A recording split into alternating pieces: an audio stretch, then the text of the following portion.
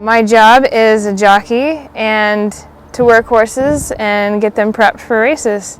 Racing is, for here, is only Sundays, and then I'll start Wednesdays pretty soon, and then I go up to Emerald Downs for Friday and Saturday.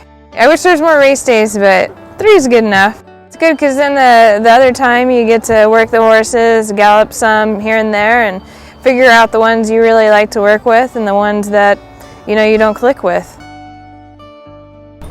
My exercise rider, and most of them, if you have the same one on continually on the same horse, they will notice little things that are different about the horse. He didn't want to train today, he wasn't in the bit and really wanting to go, so maybe I'm training him too much, or he's starting to get sick, or that type of thing. So he will tell me when he comes back, the horse wasn't quite as strong today, or he is ready for a race because he is pulling like crazy and wanting to go really bad. These horses, racehorses want to be racehorses. I mean, they want to do this. If they don't want to do it, I don't care how fast they are, they're not going to do it. There's a few that are really talented that don't run well, and it's because they don't want to be a racehorse. My exercise rider, who's very good, he helps me immensely with knowing my horse. Every day we talk about every horse he gets on. Did it train differently? Did it do anything different than the norm? And if the horse is misbehaving in any way, we talk about equipment changes. We'll change equipment on the horse. If he's locking onto the bit too much, we'll put a different bit on him. And blinkers or no blinkers. If the horse is seeing too much on the racetrack and spooking from stuff, we might try putting larger blinkers on him, or smaller, or taking them off completely to get him used to stuff. And so he's a big help to me training these horses. In the morning, I'll try to get on the same horses that I work and the same horses that I'm going to ride in the race, because you're essentially prepping them for the race. And if you know the horse, you got a great advantage. My first win on Come On Cosine was a long shot, but I galloped her every day. I worked with her every day. I knew her ticks. I knew what she wanted from a passenger, a rider, not a passenger, but a rider, and what she needed as a horse, what she asked for.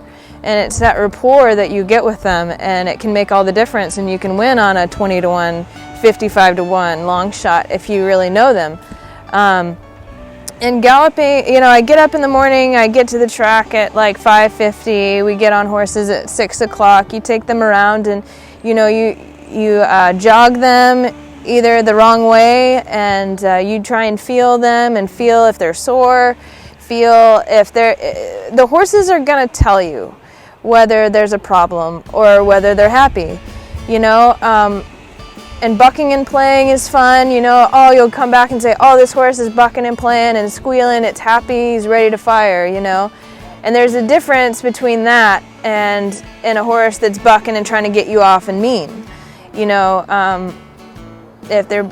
you got to kind of know the horse well enough to know what the difference is. And then the same with if they're pulling you, if they're really getting tough, or they're not grabbing the bit, then you got to kind of wonder why. Why aren't they wanting to go? Sometimes a lot of sore horses will turn around before they get to the track because they don't want to go. They don't want to go train. And something that's really significant to me is a horse that doesn't want to train, doesn't want to pull, doesn't want to work.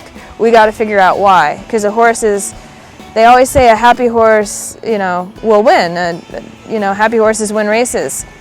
And that's essentially the point of being a gallop rider and then transferring it to the afternoon and riding them in races is working with the trainer and the groom and everyone else involved to figure out what's going to make that horse perform.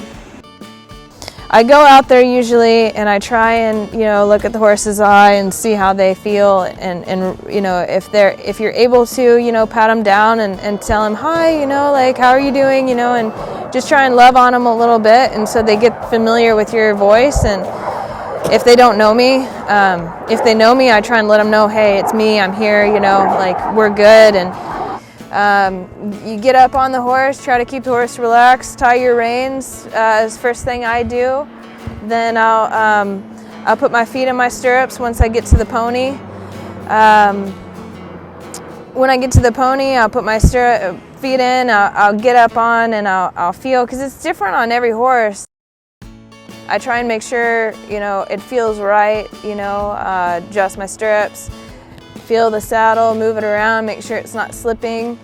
You know, rub the horse, make sure the horse is relaxed, stays relaxed. If it's sweating a lot, you try and make sure you feel and make sure the horse is comfortable and able to run.